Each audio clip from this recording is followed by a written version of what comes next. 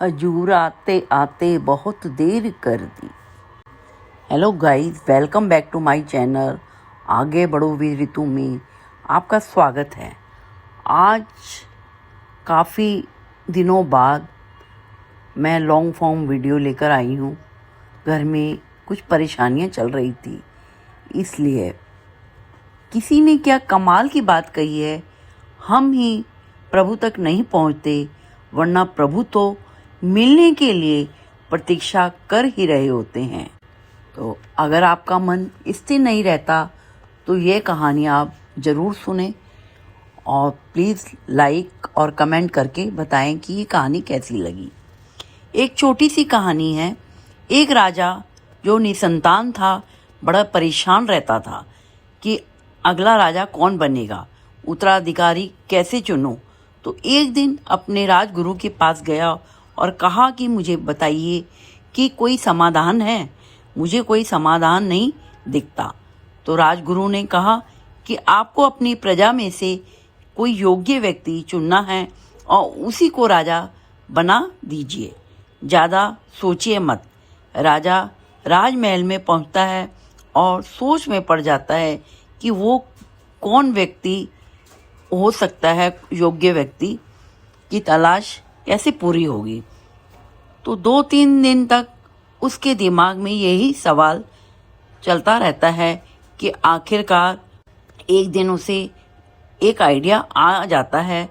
तो वह अपने मंत्री को बुलाता है और कहता है कि कल शाम तक सूर्य अस्त से पहले पहले ये घोषणा करवा दीजिए कि प्रजा में कि कल शाम सूर्यास्त से पहले जो व्यक्ति आकर मुझसे मिल लेगा मैं उस व्यक्ति को राजा बना दूंगा, यानी उत्तराधिकारी नियुक्त कर दूंगा। तो मंत्री ने कहा कि यह क्या आइडिया है, ऐसे तो पूरी प्रजा ही आ जाएगी, सभी लोग चले आएंगे राजा बनने के लिए। तो राजा ने कहा देखते जाओ।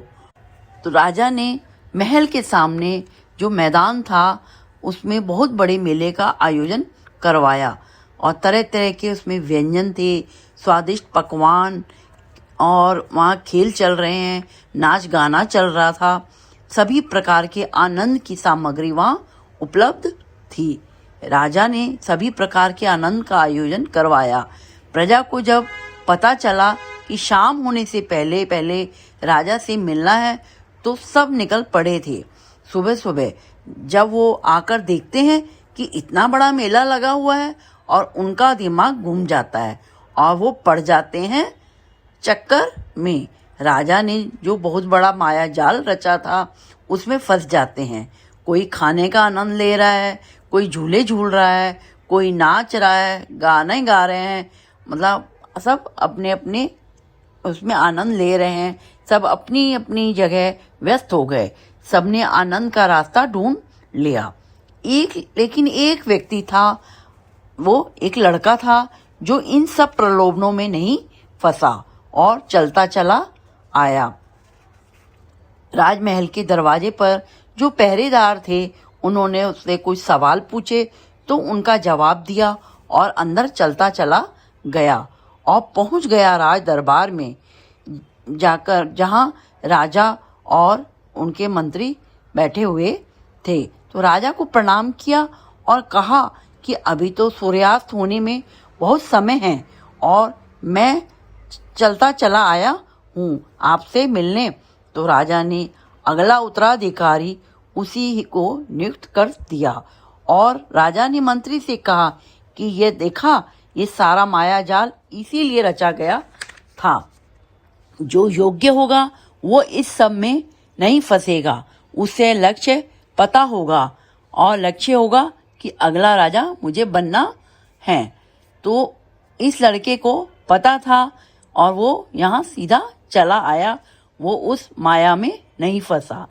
तो ये गाइस एक छोटी सी कहानी है कि परमात्मा ने हमें भेजा है कि हम परमात्मा की प्राप्ति इस संसार में कर लें, आत्मा को परमात्मा में लगा दें। लेकिन हम भी इतने सारे प्रलोभनों में, माया में फंस जाते हैं कि जब अंत समय आता है तो पता चलता है कि बड़ी देर कर दी हजूर आते आते। गाइस, आपने यहाँ तक मेरी वीडियो को देखा, आपका हार्दिक धन्यवाद। और जब यहाँ तक आप आ ही गए हैं तो प्लीज़ लाइक और कमेंट किए बिना ना जाएं। और अगर आप मेरे चैनल पर नए हैं तो बेल आइकॉन का बटन दबाकर सब्सक्राइब ज़रूर करें।